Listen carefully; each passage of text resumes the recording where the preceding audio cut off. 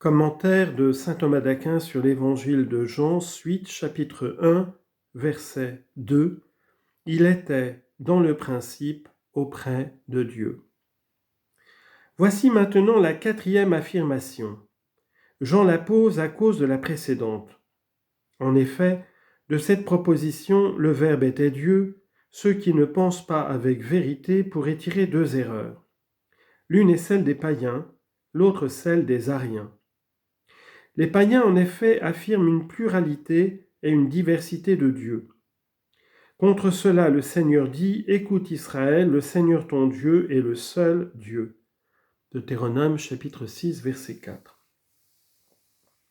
Ils affirment aussi entre les dieux des volontés contraires. C'est ainsi que leur fable raconte le combat de Jupiter et de Saturne et que les manichéens imaginent deux principes contraires.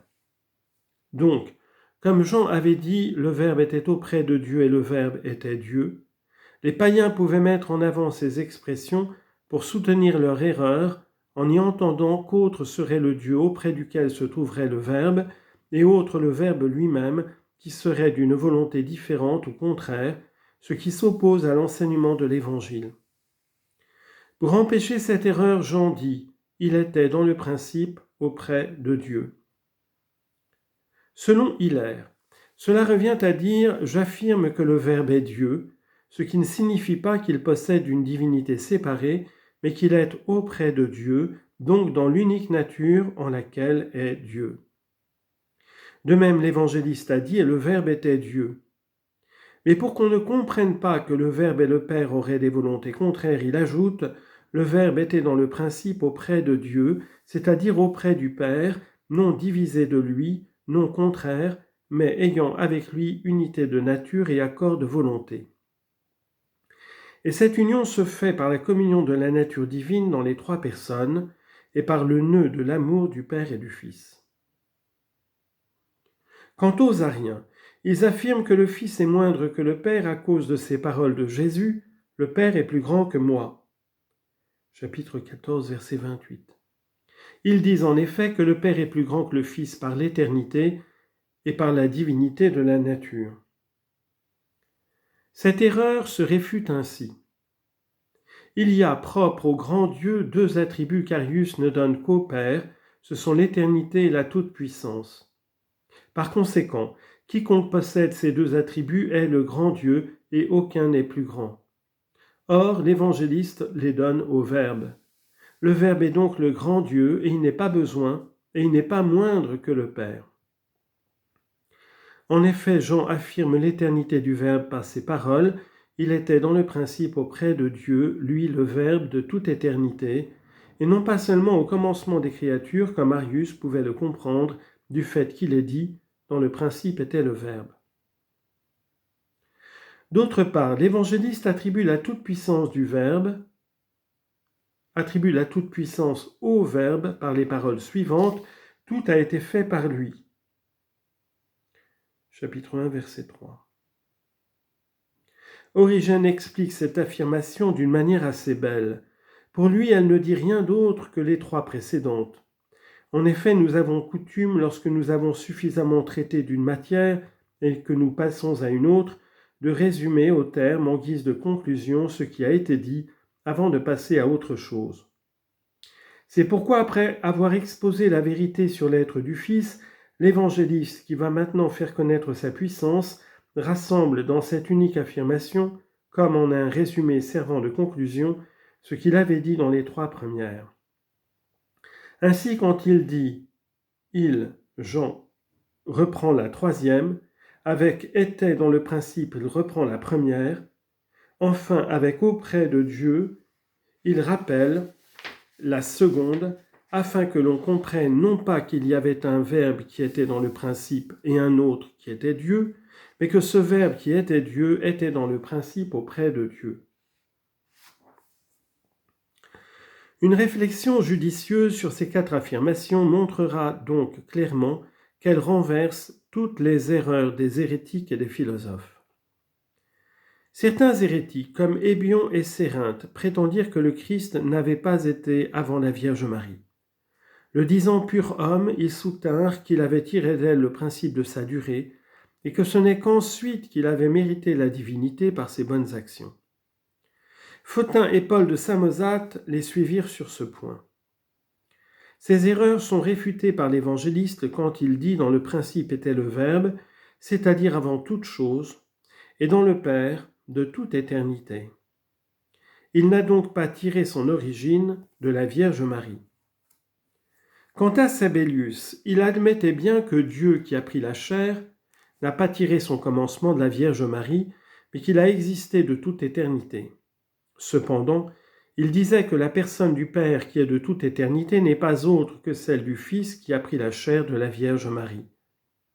Pour lui, le Père et le Fils étaient le même. Ainsi, il défigurait la Trinité des personnes divines.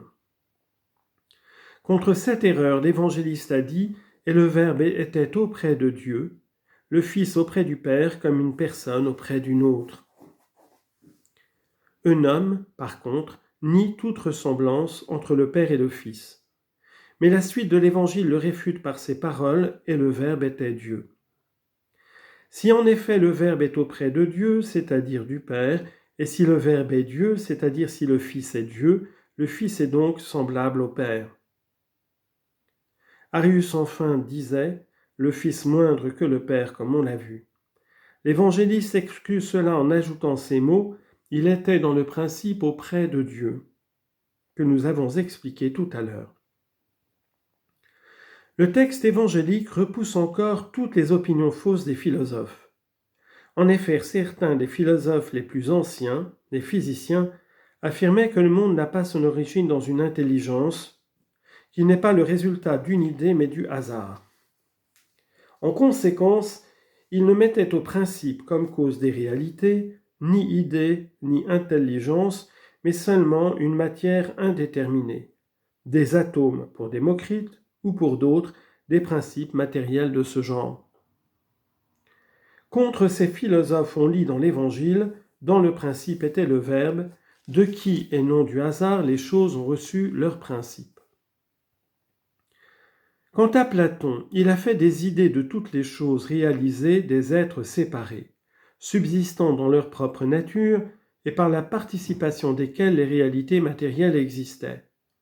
Pour lui, par exemple, c'est par l'idée d'homme, idée séparée qu'il appelait l'homme en soi, que les hommes existaient. Aussi, pour éviter que l'idée par laquelle toutes choses ont été faites, tu ne la comprennes comme une idée séparée de Dieu, comme le soutenait Platon, l'évangéliste a ajouté « et le Verbe était auprès de Dieu ».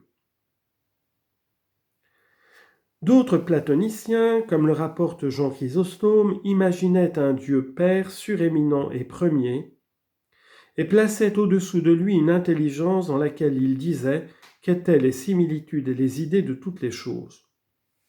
Pour empêcher donc une telle interprétation, selon laquelle le Verbe serait auprès du Père, mais en dessous de lui, et moindre que lui, l'évangéliste a ajouté « et le Verbe était Dieu ». Quant à l'apôtre, il a bien placé en Dieu les idées de toutes les choses et affirmé qu'en Dieu l'intelligence, celui dont l'intelligence est en acte, et ce qui est saisi par l'intelligence ne font qu'un. Cependant, il a dit que le monde était coéternel à Dieu. Contre cette opinion, nous avons la parole de l'Évangile, il, c'est-à-dire le Verbe seul, était dans le principe auprès de Dieu, en sorte que ce « il » n'exclut pas une autre personne, mais une autre nature coéternelle.